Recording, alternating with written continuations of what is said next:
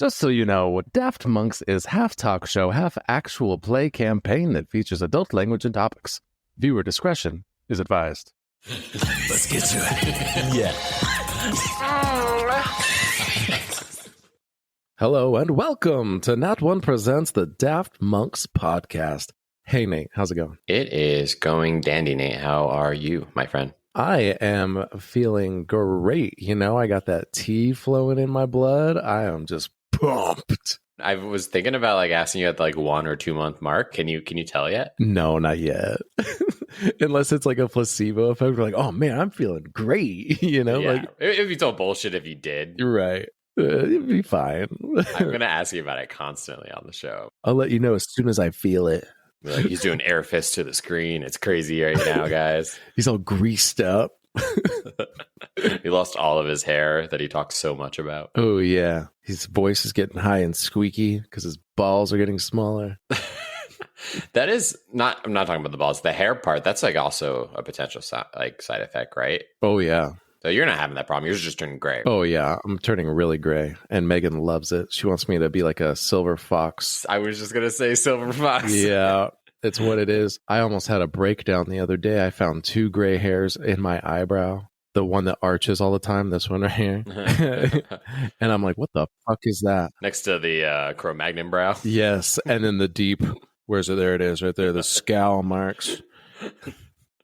The small vagina that creates on my forehead whenever I scowl. So you almost freaked out though because you found some gray hairs? Oh yeah, I'm like, what is this shit? Like my body's just shutting down and giving up, like that Joe Rogan joke. It's like abandoned ship. We don't need to worry about hair pigment anymore. Like we just need to keep this dude alive. I don't know, Nate. See, I think I would rather be in your predicament of gray hairs than it's all coming out.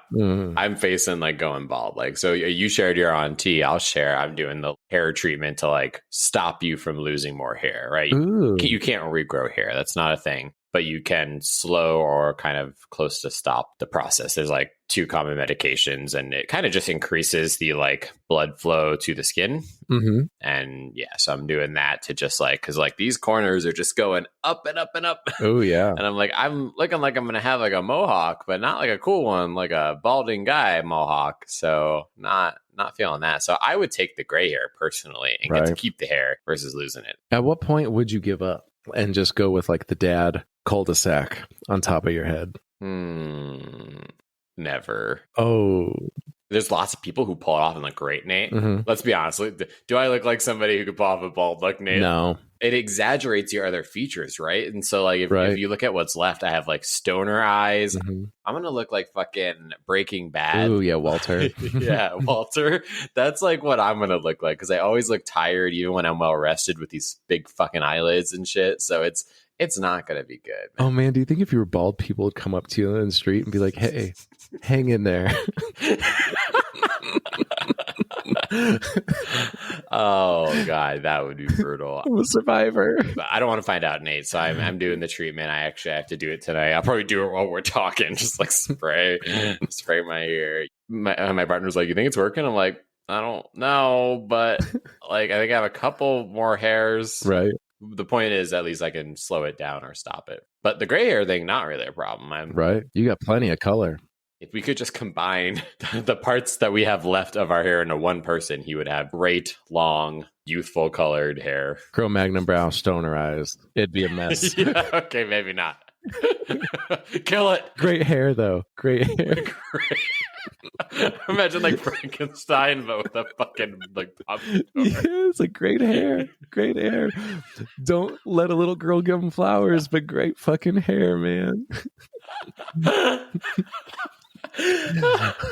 We somehow just jumped into tea and then hair. This is all pretty. It's going great. Unplanned per usual. Yeah. I guess we could move on though to actual topics, Nate. You were telling me you have some exciting plans for May. Oh yeah. So my cousin just texted me and said he is going to Utah, and there's an over-the-counter turkey hunt, and I would like to go with him. I have always, for some reason, wanted to hunt turkey. I don't know why. Just the idea of me. Picture this in your head, Nate. It's the best quality hunting time because turkey hunting is different than any other type of hunting. more often than not, you are just going to sit at the base of a tree covered in camouflage and wait for a turkey to come by, and then you pop him with a shotgun. And that's the event. That's turkey hunting.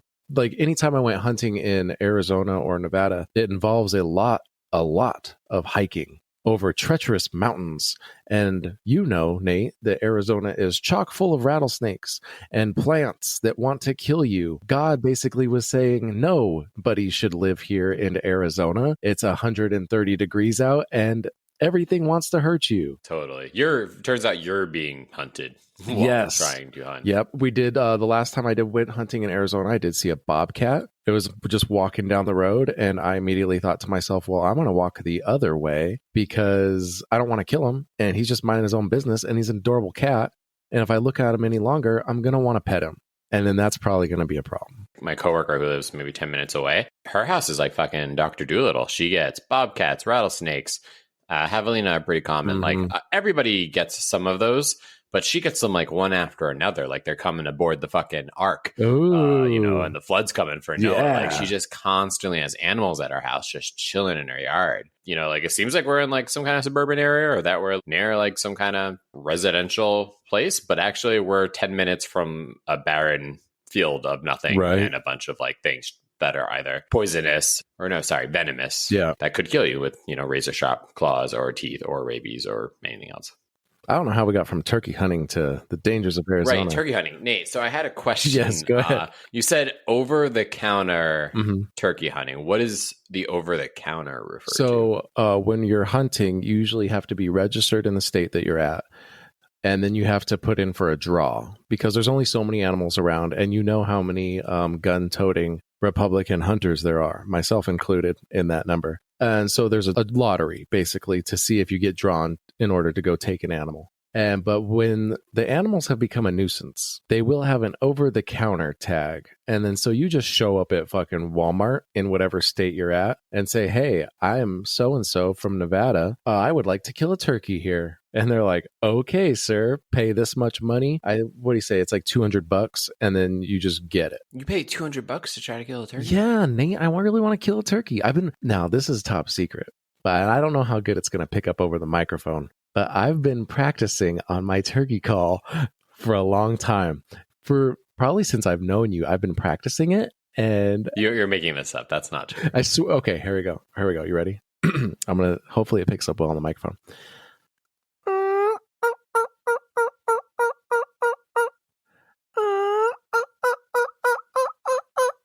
Now, after the show, actually listen to a turkey mating call. I can't do the no. I can't. Not I can't. I can't do that. I can't do the. I can't. Okay, but the other part sounds exactly like that. I swear to you. If it picked up on the microphone. All right. Okay. I've been practicing. So in May, you're going to be sitting under a tree, making that noise, making those noises. Yeah. And who is the lucky man or woman who gets to? Or is it just going to be you? No, it'll be my cousin, and then he usually gets a group going. So a bunch of us fellas out there in the woods. Are they going to be weirded out by you doing that noise, or do you think they learned it too, or will all of you be making that? No, so they'll actually have calls, and I'm not spending money on a fucking call. So they have mouth calls that you stick in your mouth that mimic that noise that I made, and they also have like a little box that you like scratch, and it makes that noise. We're entering into like most dangerous game. Like if you saw the first fucking The Incredibles where he's like being hunted on that island with like a bunch of like super tech, like that's what like hunting is getting to, of like you're going to kill something completely non-threatening like a turkey, and we're going to give you the fucking giant spider machine from Wild Wild West to do it. Oh yeah. It's like you like paid to play in your favorite video game and are going in against like level 3 players with like end of game equipment. Right. That's what I feel like we're at on the hunting level. I don't know. Is that maybe just a poor understanding? Or? No, I think that's accurate. But then there's also an understanding to that, because you get lucky enough to get drawn. You don't want to be shut down for that. You know what I'm saying? Like if you get drawn, I'm going to take an animal and I'm going to put meat in my freezer. So I'm going to do whatever it takes. Like I'll fucking go buy some horns, some fucking piss. Then I can smell like piss. And then that brings in the deer and shit. Oh, you're not kidding. No, Like that's a real thing. Yeah, that's a real thing. Yeah. The hunting world, it's something I've never like as a guardsman, I qualify every year with a rifle. I have shot weapons, but I've never went hunting any kind of game or anything like that. Oh, it's just camping, Nate, with guns. Because most of the time the animals are faster and smarter than you, and then there's always some guy you bring along who's never been hunting before, and he's like talking super loud. For my brother's hunt, it was actually my dad, and he was like listening to music and shit while they're trying to walk the trail. And Mikey's like, what the fuck are you doing, man? Like listening to Pink Floyd out there, like, hello my son, welcome to the machine, and the deer just fucking running off. I don't want to turn this into like what have you killed, but like what kind of like game have you partaken in? Oh, so I've been on elk, whitetail, obviously rabbit, coyote. I've been dove hunting once, but I'm not a big fan of dove. It's a lot of work in order to get stuff to eat out of it. That's pretty much it. I haven't been pig and I haven't been turkey, and I would like to do turkey for sure. And is there anything like particularly appealing about the turkey? Just because it looks like a big stupid bird, Nate. Like back in the day when they were hunting those dodo birds, I would have been right in line. I'd be like, look at these dumb birds. Bam, bam, bam. Be like, how are we going to eat these things? I'm like, I don't know. Keep blasting them. So anyway, I started blasting. Yeah. Nate, you got anything else you want to share? Any other movies you've been watching? Or yeah. Gay shit? Yeah. Gay shit. Now let's talk about the new Disney. What was it called? Look up the name, Nate. Strange New World. Strange New World, I think it was called. We can verify. So yeah, it was called Disney's Strange New World, and it's a show about a guy who's an adventurer, and that's pretty awesome. He's a big, burly, manly man, and then he brings his son along with him, and his son only wants to be a farmer. And it's like, okay. They get to a point where the son's like, well, I found these cool plants, so we can go back. And the dad's like, no, I want to keep going. So then his dad leaves, and he gets lost forever. Spoilers for everybody. And so yeah, the dad's gone for like 20 years, and then we flash back to the son. He's very successful. Everyone apparently liked his plant on the farm. His son is a flaming homosexual who has a crush on a local town boy. His father tries to give him an edge up, like sees the young kids over talking about a card game that they're playing, which is the only setup for like later on. Like you get a vibe like, okay, they're doing this for a reason. Like there's no way that the interracial star of the show is also gay unless they're going to bring something to the table with it, right? Like there's no way in my mind that they're just going to throw that out there. And they didn't. They actually put it there, and that's because they introduced the whole card thing, and then the dad comes over there. Blah, blah, blah. It's a fun adventure movie, and the kids liked it. Corvin straight told me, because it was Disney, that if it was too left, he was going to stop watching it after 10 minutes. So we had a 10-minute window to where it couldn't be too left. And I don't know in his mind, Nate, what too left is. So it got to introducing the character as gay. And then I immediately make eye contact with Megan, and she looks at me and she's like, how long has the movie been on? And I'm like, oh shit. And I check the time. I'm like, oh my God, it's been 11 minutes. Exactly. But that didn't affect Corbin whatsoever. So obviously he doesn't count, I think we're doing an okay job raising him. He doesn't count the gay side of things as being too left and extreme, that he doesn't like it. So that was fine with him. Or he just wasn't paying attention enough to give two shits, which I don't blame him there either. But all in all, the movie was missing a lot of stuff. It was predictable. You know how I like to predict movies. There was one point where I was telling Megan what they were saying, and the same thing, tale as old as time. But if you're into a kid movie, Strange New World, it's not bad. Well, you almost like turned me on to it now, because I'm like, oh, all right, like very bold of Disney to do an LGBT plus character. Right. I know that you and David were excited about Luca, and that was only like a maybe. Like Luca was phenomenal. Oh, Luca was good. And then that whole thing was like, oh man, is he gay? Like, well, and he's not, too, honestly. No. Like that's that. I thought it was so funny how much like there was like a lot of uproar over that, and I'm like, no, they're just really good friends, and they're like little kids. Like, yes, we love to like imply it all the time because that's hilarious, but also like, no, they were just friends that were really like passionate about each other. Oh, in Strange New World, they are just straight out with it, like in your face. The kid that he has a crush on looks like that silver-haired fox guy on Queer Eye. Like he has that same kind of haircut. Tan. Yeah. You know, this pure silver hair. Oh, I love Tan. You're just selling me on it. Like you're trying to tell me this is it looks good, exactly like that. I want to watch it even. Yeah, it looks exactly like that Tan guy is the guy he has a crush on. I'll check it out. Yeah, my problem is that like Disney, usually when they make choices like this, it is very manufactured. Right. You know, kind of like the more recent Star Wars where you had a female lead character who you did nothing with. Like you can't just cast a female lead and be like, did it. Yeah. Like we're inclusive.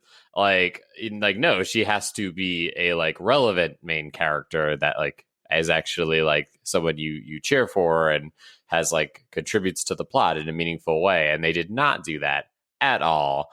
So Disney has a history of just like, they like to manufacture nostalgia. Yes. They like to manufacture stuff like this. So we'll see. I got a feeling it's like, do I try it? Do I not? But right. I'll maybe give it a try based on what you told me. Fans of the show and know as well as I do that Nate hates pandering. Do not pander, do not cater, just make it a natural flow. And I think in this movie, it's close because at the same time, like, do they really need to say that he's gay and like has a crush on this dude? Like, not really. But at the same time, any other movie like this, they might throw in a little spot where like, oh, he's got a crush on that girl, you know, like, ooh. Yeah. So yes, I think it is natural enough, if that makes sense. I think the real test, because like you said, I don't like pandering. Mm-hmm. So if David watches it and is like, I enjoyed that, then it's probably the right level and just like a healthy amount. And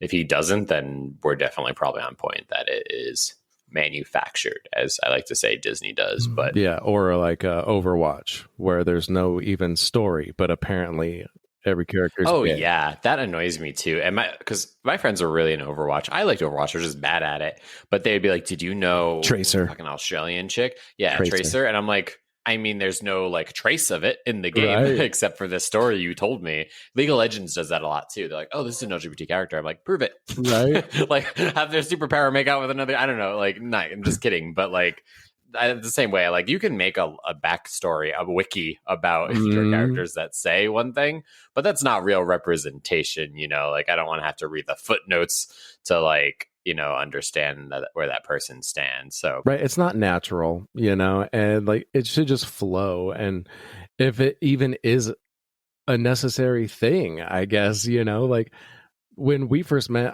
it was none of my business. It wasn't the first thing off your mind. Like, oh, and by the way, everyone at the table, I'm gay. Like, whoa, stand back. No. You know, like nobody gives two shits anymore.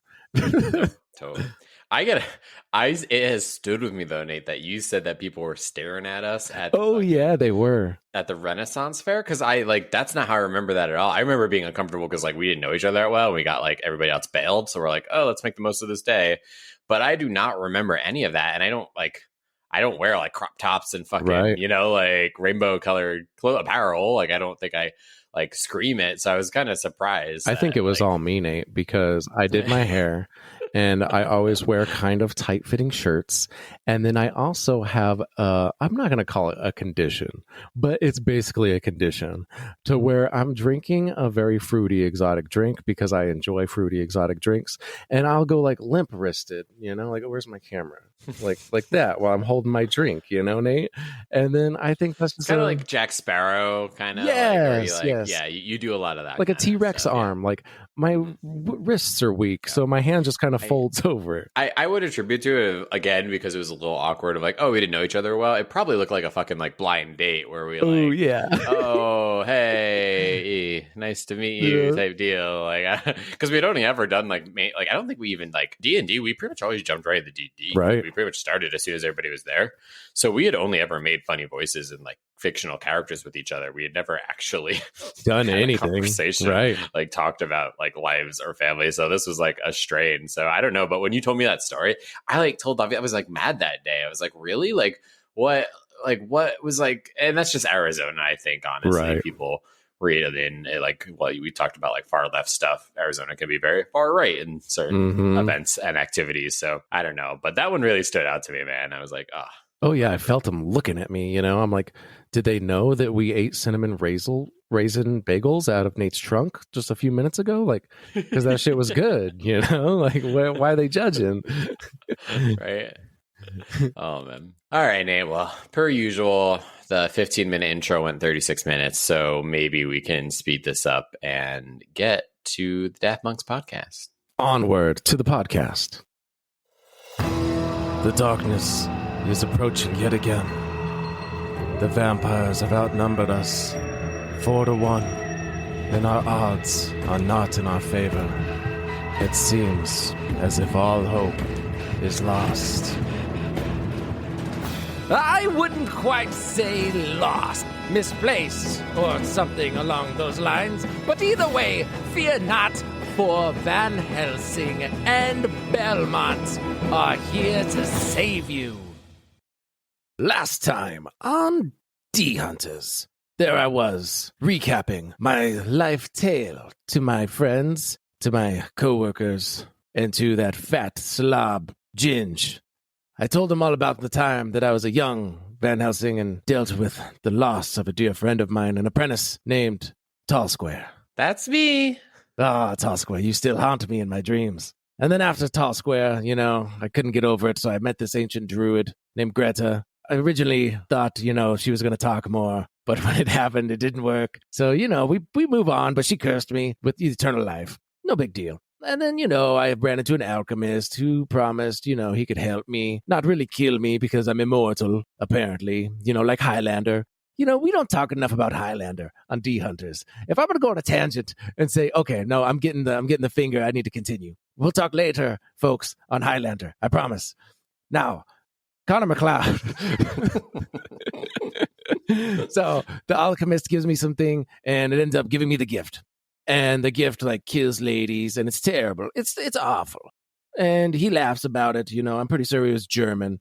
And then I try to give up. I hung myself a couple times from the rafters and I'm just swinging there. Nothing really happened.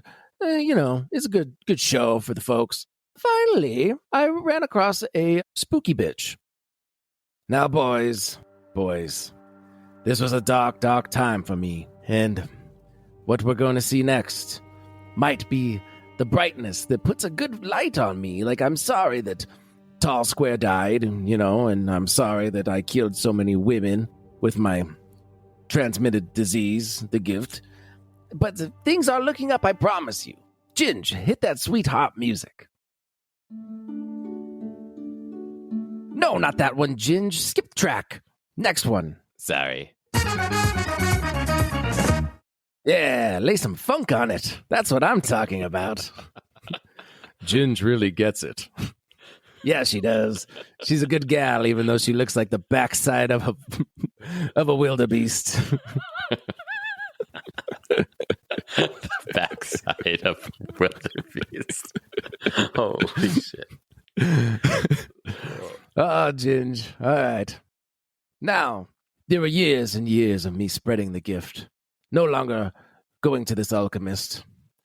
I had given up on my life almost completely until I saw a machine. Zoltan, I believe, or Zoltar. It looks like some kind of fortune teller in a machine. You had to put in a gold coin to get a fortune, and I wanted to be big, and it just didn't work out, So then I immediately went to the left of that, and there was an actual fortune teller tent there. Very spooky. But so I walked in, what do I have to lose? I can't die. Ooh, Mr. Helsing, it's a Romani. Oh, yes. Fortune teller, I'll be cautious not to say anything offensive. It's a new day and age, and I've been around a long time, so bear with me, listeners of this story, Belmont and Naya, and Ginge, and Pregnant Donkey, who we've yet to name. But possibly in a future poll for Nat One Presents Daft Monks on the Spotify app, there will be a poll to name that donkey. Yes, thank you, random mushroom voice. Who are you who enters my cheap carnival tent? I'm just a guy standing in front of a fortune teller asking him to love him. For the right price, I can do anything. I could even tell your future. I've heard this before. Mr. And he looks down on his hand. Van Helsing. What? How did you know? You're obviously very gifted. No, you wrote it down on the Berken Zoltan machine, and I picked the ticket up. Oh, you could have lied to me. I would have been more impressed with the lie. But thank you for being honest nonetheless. I wish to know my future. Will I die? Will I have children? Will I win the lottery? My power comes at a cost, Mr. Helsing. It is real, despite me being around these carnies and other fake imposters. But it needs an offering. It needs a tribute of sorts to trigger. What do you have for me, Helsing? Let me check my pockets. I have 2 silver coins, 1 condom, which I'd never use. I also have my pet rat, McNibbles, number 1, because he's number 1 in my heart. Not number 1, not the first rat you've ever had. No, this is my first one. In my time, I've taken to training rats and whatnot, I think, and the McNibbles is number 1. Yes, he'll do. Something you love. That'll work. And I take the rat and snap its neck. Oh my god, it was the only thing I loved. Well, good news, Van Helsing. You will love again. Twice. Oh, well, that's good. The thing you want most in life, Mr. Van Helsing, an offspring, a legacy. You will have 2 children, and they will be fearless, powerful monster hunters. One far more so than the other, but I won't name names or give any identifying labels there.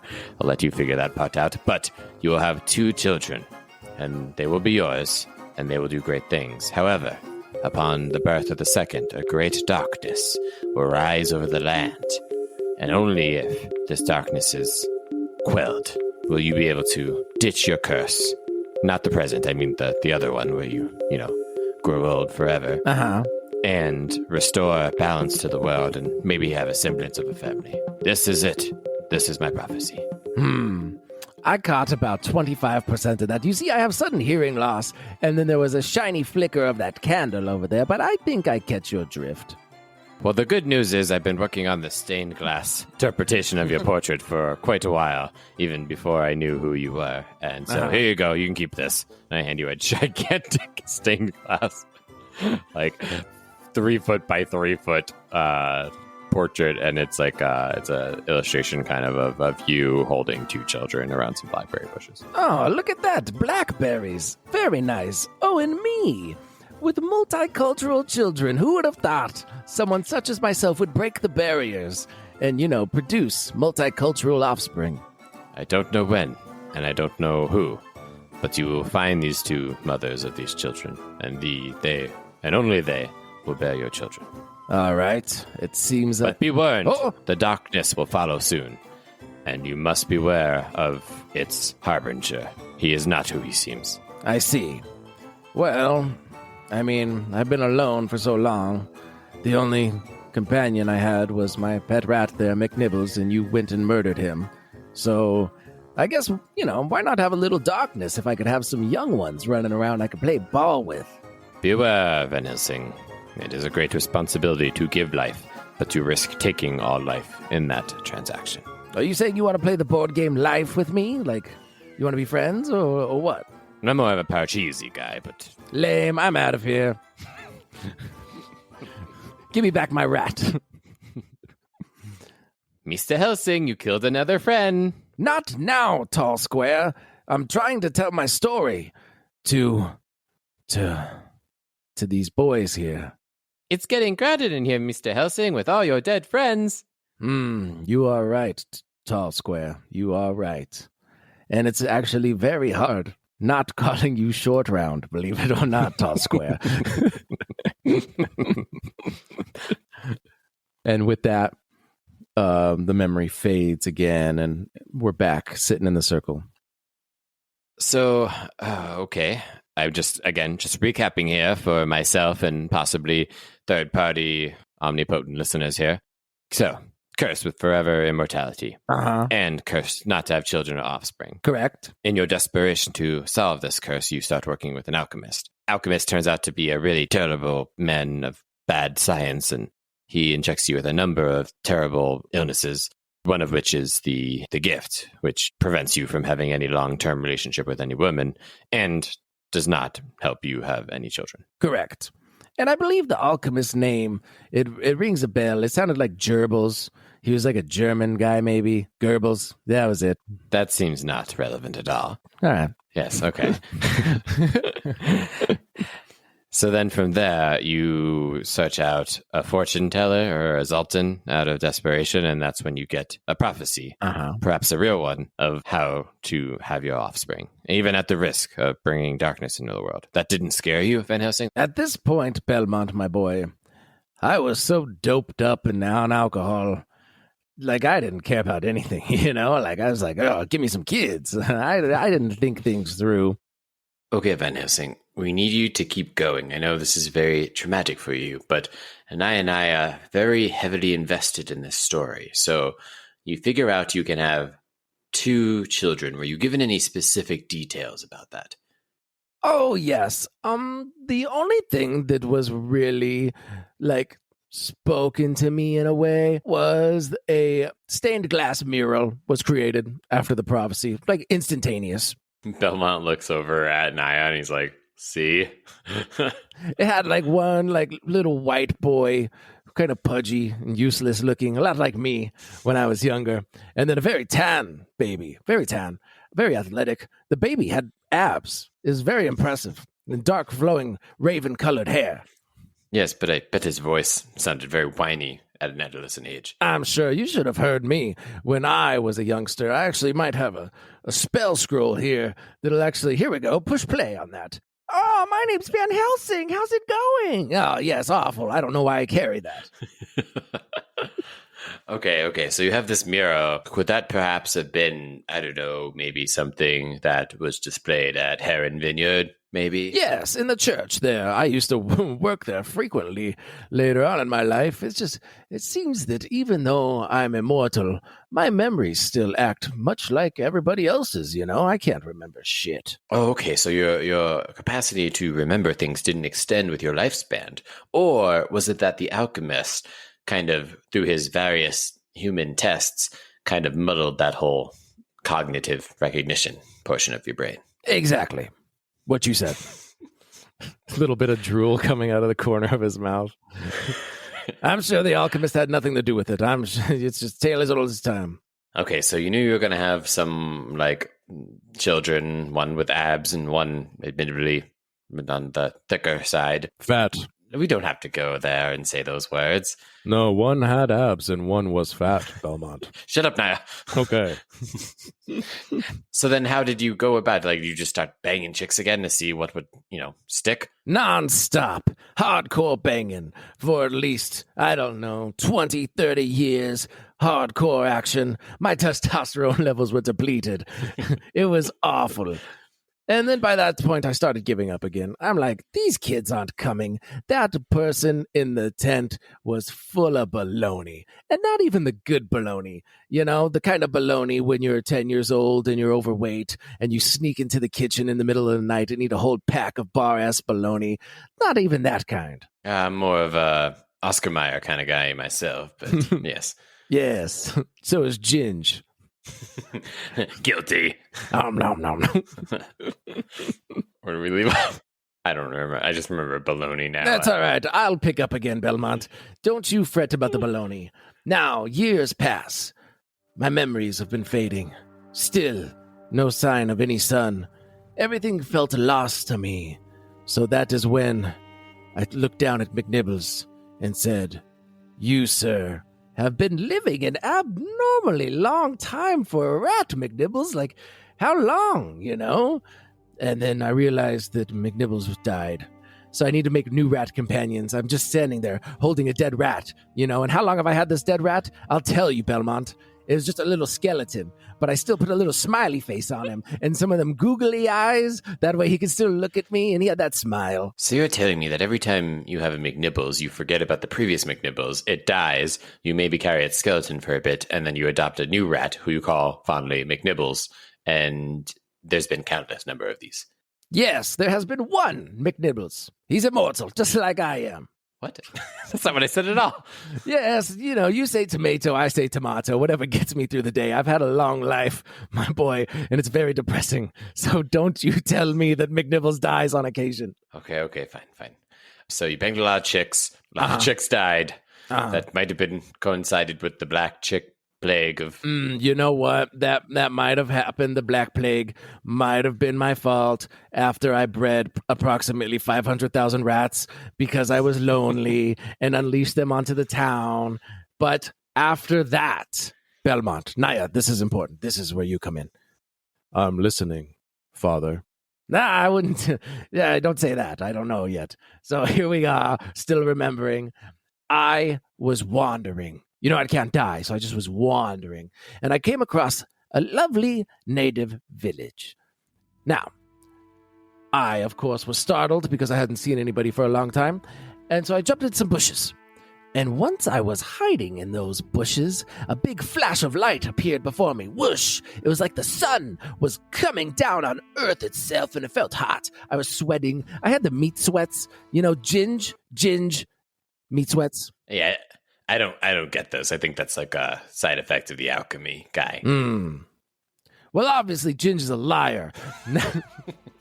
So there I was, meat sweating, and then the flash suddenly dimmed, and it almost came to like a person. He was very tall, probably 7, maybe 8 foot tall, huge guy, ripped, big old sundress type thing on his head. It looked like the sun glowing, and he was talking to the most beautiful native woman I've ever seen in my life. And that would be your mother, Naya. Carry on. Yes, my wayward son. There'll be peace when you are done. Now, obviously the sun god was no match for me. I'm a way better courter. And then so as soon as he left to go back to his temple, I immediately went up to your mother and gave her the look. What look are you talking about? You know the look, like when you unbutton your chest a little bit, your hairs are sticking out and it's looking all rugged and manly. No, I don't have chest hair. Well, obviously you don't get that from me. Now, I feel like a crazy person again.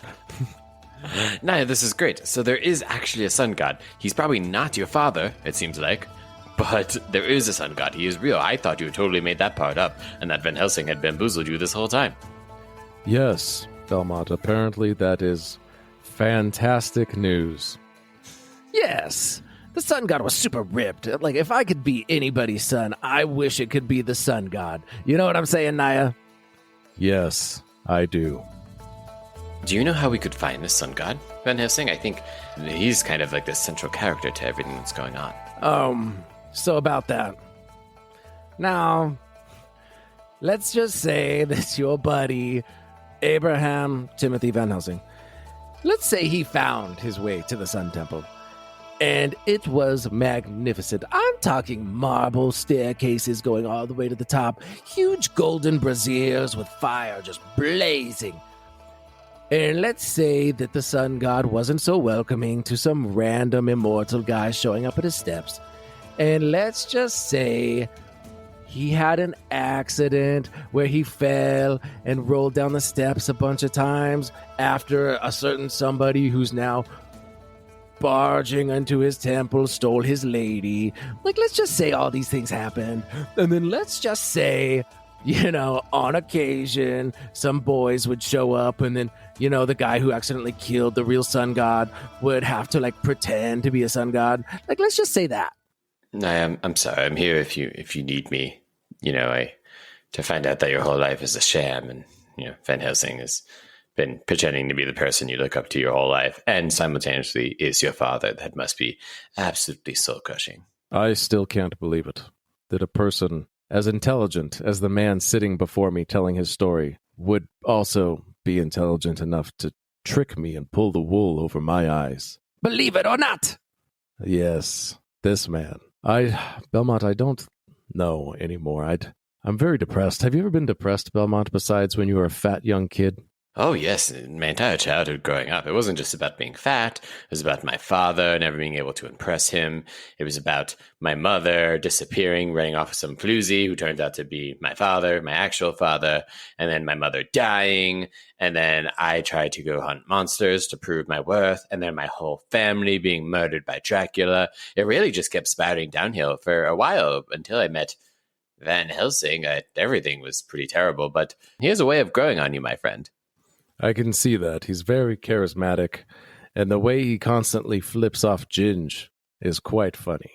Where is Ginge anyway? I thought I've seen her. And we're going to cut for a sec. The harp is like abandoned at the moment. We're in like a mind fucking vision quest thing right now. So she's like not present in your vision quest. And it cuts to like the actual campsite where you guys all are. And you guys are like drooling, just like, like passed out by a campfire. And she's like off to the side and she's with a raven. And she is writing down some notes and it says, bingo, the target is acquired. Bingo. Van Helsing, Naya, and Belmont. They've grouped together. You have everything you need. I believe they are coming to the same conclusions that you already know. I will be delivering the target to you. Sincerely, Ginge. And she ties it to a raven and sends it off and like looks back to make sure you guys aren't like conscious yet. And then like goes back to the harp and like bow, bow, bow, bow. Ah, there's Ginge. We were worried. Totally buzz killer, not having the tunes while we're trying to vision quest. My bad, babe. Just don't skip the beat anymore with those fat sausage fingers, Ginge, all right?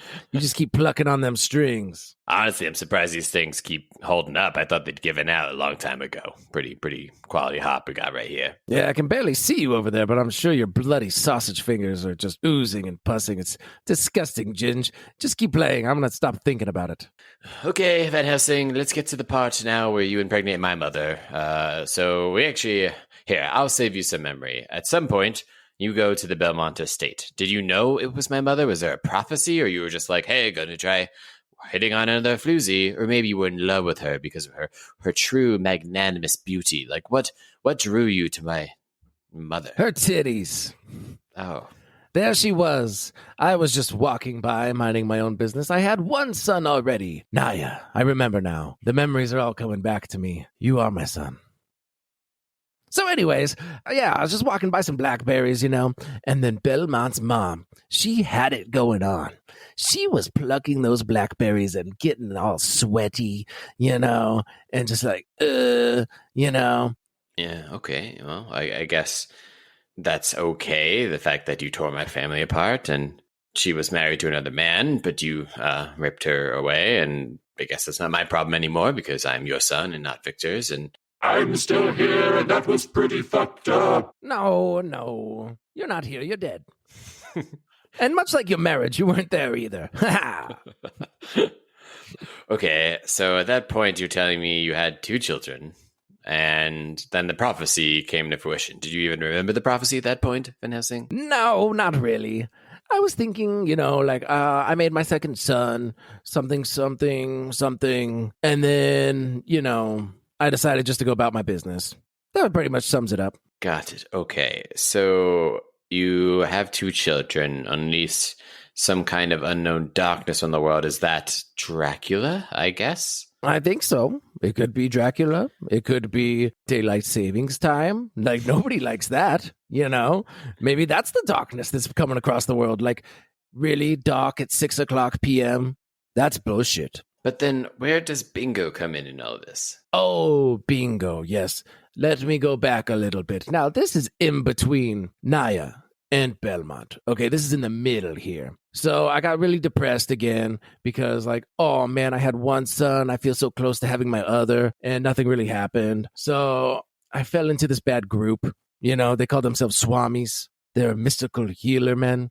They sold snake oil of all things. And I was like, ooh, snake oil, that could be fun, So I really got into that for a while. And then Bingo, he was kind of running the whole show. He was the main man behind all of it. Bingo was. And he looked at me and said, are you immortal? And I said, yes, of course I am. And he says, well, you're my new best friend. And I was like, wow. And that's how I met Bingo.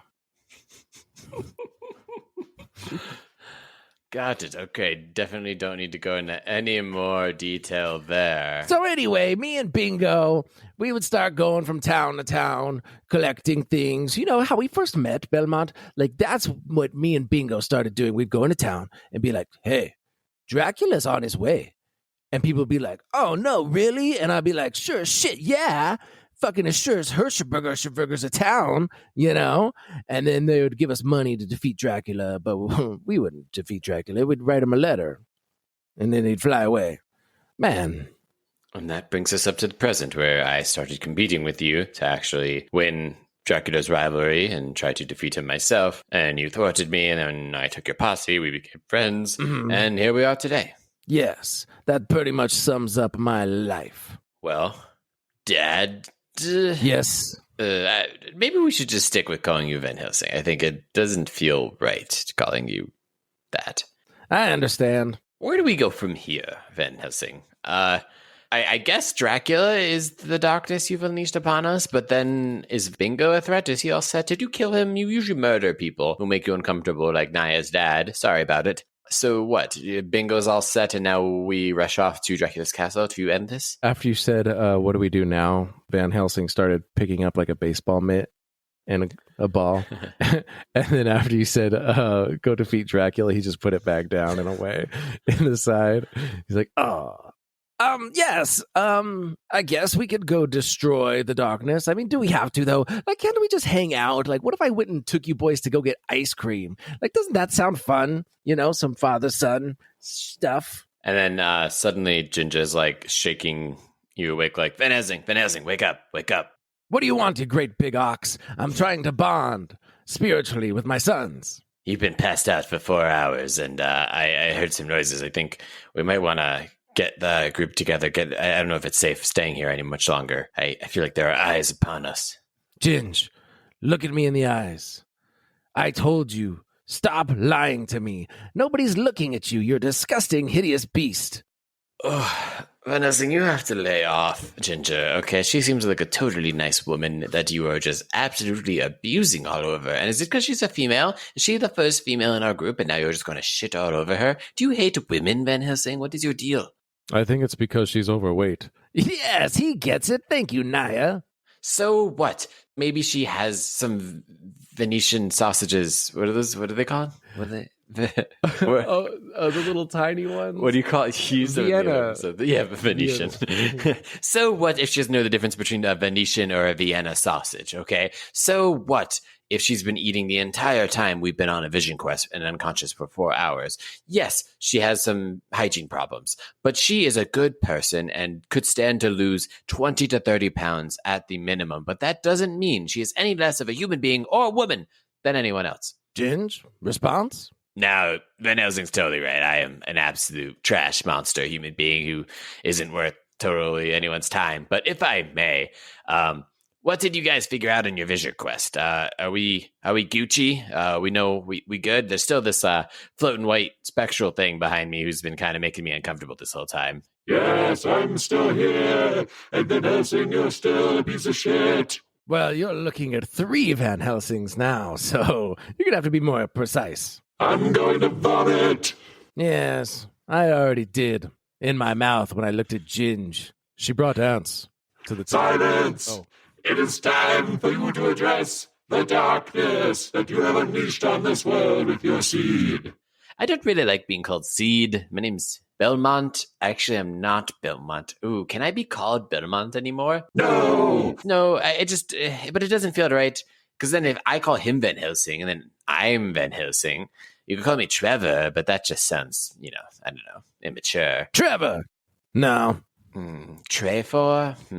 No. Trey? No, definitely not. Yeah, that sounds too inner city. I'm just going to hold on to Belmont, okay? If that's okay, White Spectral. Whatever. The darkness is coming and you must end it. Yes, I get it. We have to kill Dracula. It's not a big deal. There's 3 of us now. If we could honestly, me and Van Helsing did it once with a cripple old Dracula with just the 2 of us. I'm sure with Naya and his 6-pack fucking abs, we can take care of it. No, Dracula's not the darkness, you idiot. What? Then who's the darkness? maybe it's a good time, Van Helsing, for you to talk about Bingo and, his plan that you mentioned. Oh, yeah, that may have slipped my memory. Did you guys know Bingo got hyenas? And those hyenas totally stole my bed, and then they shit in my boots. Focus, Van Helsing. Come All on. right, sorry, We yes. got a limited time here, and I'm running out of food real fast. Sorry. Come to find out, Bingo was all like, hey, Dracula. He sent him a fucking letter. Can you believe that? Like, that was our thing. And he sent him a fucking letter. Our thing is a bit of exaggeration, but regardless. Yes. Okay, so he sent him the letter that apparently was our thing, like me and his, not me and your, like me and his.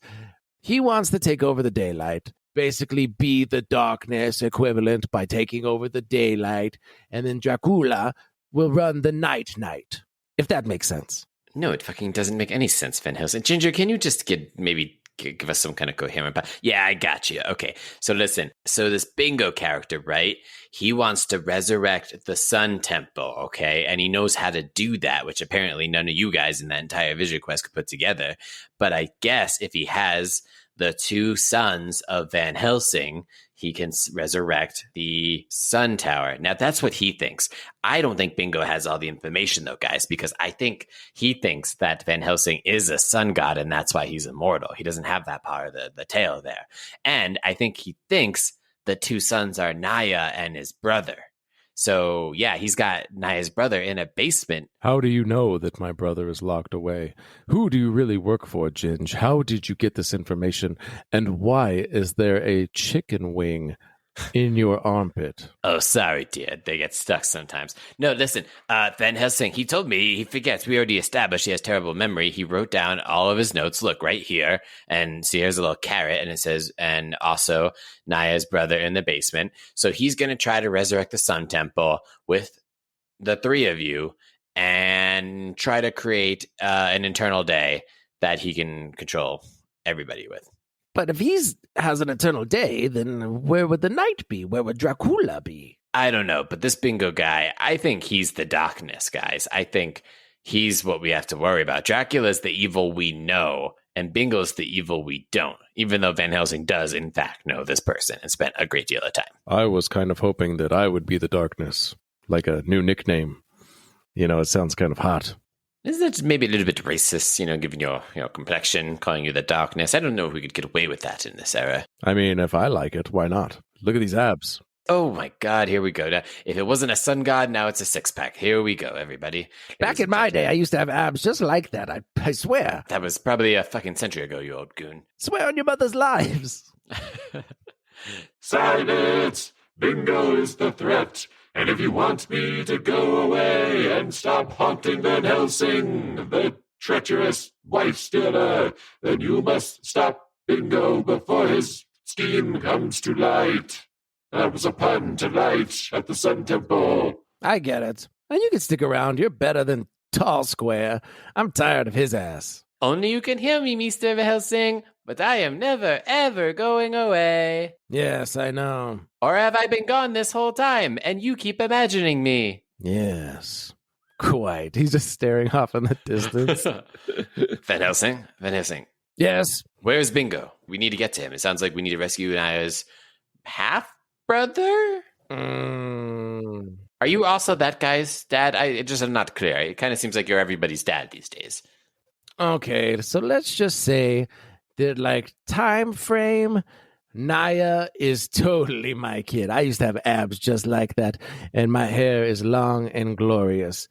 He looks nothing like that, except for maybe the Cro-Magnon brow that you both share. Yes, that turns into a small vagina in between his eyebrows. We get it. It's very embarrassing. I'm going to get Botox later. No, but, the sun god was still alive at the time when he impregnated Naya's mother again. And for again, I mean the first time, So, in a roundabout way, they're kind of half brothers, I guess. And that means Naya's brother is the real sun god. So if we save his life and kill Bingo, we can stop this darkness that's going to ensue, and everything will be great. I think we can write the whatever prophecy that was foretold long ago and get rid of the spectral guy. Oh, good. Apparently all things will be fixed, except for Ginge losing that 35 pounds. Oh, come on. I mean, anything can happen, Van Helsing. You and I could extend our date into another date, and that we could be, happily ever after. And maybe once the prophecy's broken, I can give you more baby Helsings, and it could be, like cheaper by the dozen, except the dozen's like 2 dozen, and the 2 dozen is actually my weight that I try to lose. Ginge, there are some days that I really, really wish I wasn't immortal and that I could die. Like if I took a dagger right now and stabbed it into my eyes, looking at you telling me this fucking story, I wish today was that day, Ginge. Good God, Van Helsing, we need to work on your attitude. Maybe we can find that alchemist in season 2 and work on how you treat women and people of different body types. You're not lucky yourself. Doesn't matter. I'm a man. This is a man's world, baby. Now, how do we destroy Bingo? Did somebody already answer that? Was I not listening? Oh, he's a human. I mean, it can't be that hard, can it? He's got 3 hyenas, whatever. Oh, but there are the Joey 3-toed 3-thing slingers. Yes, he has a whole posse surrounding him. Well, how many of those guys can be? I mean, we're trained monster hunters. We can take on a group of, 10, 12, 24 guys? Try 300, I think. I feel like it was 3,000, my friend. Oh, there was another 0 there. Try 3,000, Belmont.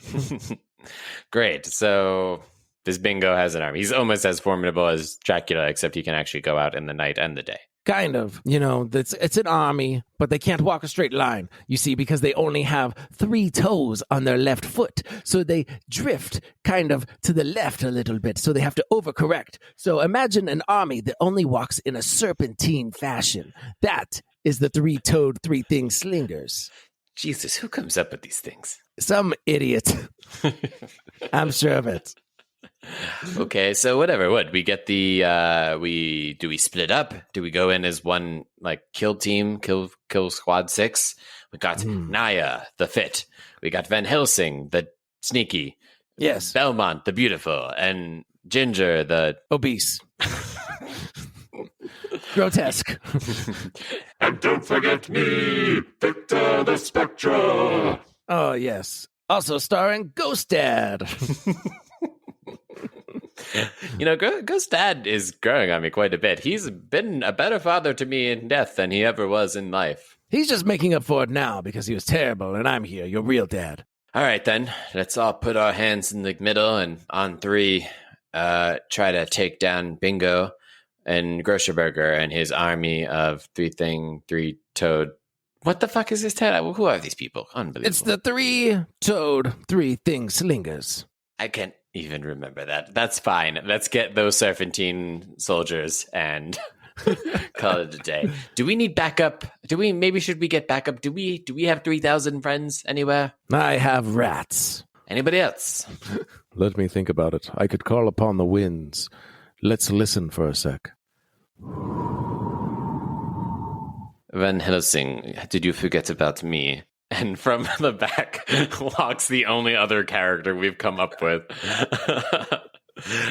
in black leotard leather type deal with an eye patch over her head or her eye, and some women behind her, some sexy dames, as it were. Oh, how could I forget? It's the Soviet sisters. Yay, women. Yes, it sounds like you needed some kind of female protagonist to make you not come out as a sexist bigot. So here I am to save the day, figuratively and not quite so figuratively. It sounds like you are in need of what is left of the Soviet sisters. We had 400 strong, and then that guy over there, Present! made a mess of our hideout, and now we are down to 396 Soviet sisters. Every sister is precious. But we will help you because we don't like Bingo, we don't like Dracula, and we want to run our own crime syndicate. So we will take care of the 3-toed 3-thing slingers, I think they are called. And you guys can take care of Bingo. That sounds like a plan to me, lady of the night. Anastasia Nutkrakenov. Yes, how could I forget your name? Of course I didn't forget it. I am a gentleman and not a bigot, or a pig, as you would say. I remember your name, lady. Oh, hey, Anastasia. I thought you had died in that whole encounter, and that maybe there would be no competition for Van Helsing's affections going forward. You thought wrong, Ginger, but good to see you, fat chick. Yes, everybody hates Ginger. All of a sudden, the pregnant donkey comes busting out of the woods. It's like, just right in Ginger's face. Yes, even that donkey hates Ginger. What's the line from Fellowship of the Ring at the end where they're like, so we have ourselves a fellowship or whatever? Like, you have my axe and my bow and my pregnant donkey. And with that, it sounds like a finale is in the horizon, folks. It's coming. Thank you for you have survived 2 episodes of History of Van Helsing. If I never let Nate run an episode again, we won't need to do a 2-part recon surgical reconstruction of the past story. So we'll try to do more roleplay in the future. And may the editing be kind to us. Yes, I hope so, because it is getting rough. I'm actually starting to hate the sound of Van Helsing's voice, and he's one of my favorite characters. I think it just goes to show, Nate, I think maybe we can wrap up season 2 in the near future and maybe do some fun Nat 1 presents shenanigans from season 1 and then jump back into the next season. Oh, yeah. Which I already have plans for, but I'm not going to tell you because you'll ruin them. You'll ruin them in this next 1 to 4 episode conclusion that I don't even want you to get wind of what I have planned. And then that way, no harm, no foul. Will the D-Hunter survive the night? Will they make it to another episode or 2 or 3 or 4? Stay tuned and find out.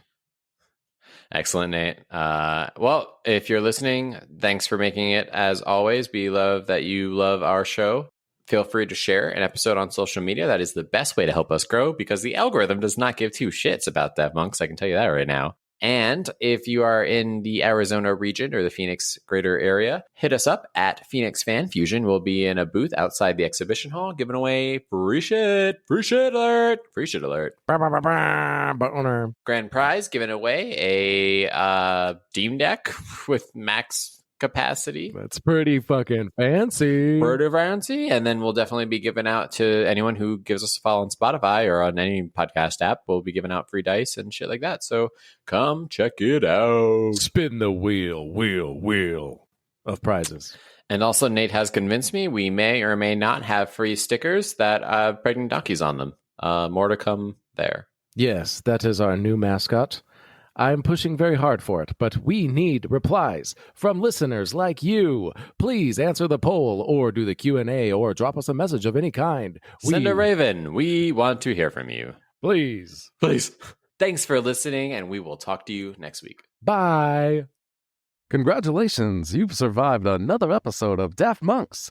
Did you enjoy the episode? Do you love the show? Do you want to pay for our dental plan? If so, I think it's only fair that you show Nat 1 some love in return. No, not that kind of love. Please, put it away. Oh, I meant follow us on our social medias and all that good stuff. Simply click the links in the episode description to follow us on our Instagram, TikTok, and YouTube, or click support our show to make a monthly contribution to help pay for all the expensive software Nate subscribes to. And don't worry, other Nate will see the money eventually as it grows, but not anytime soon. I promise. Lastly, do you want even more Nat 1 goodness? Of course you do. Who wouldn't? Then click the prequel podcast link to listen to our experimental first season of podcasting for 50+ more episodes of conspiracy theories, messy one-shot campaigns, and of course, all of your favorite Nat 1 hijinks. Now, thank you a ton, and we will talk to you next week.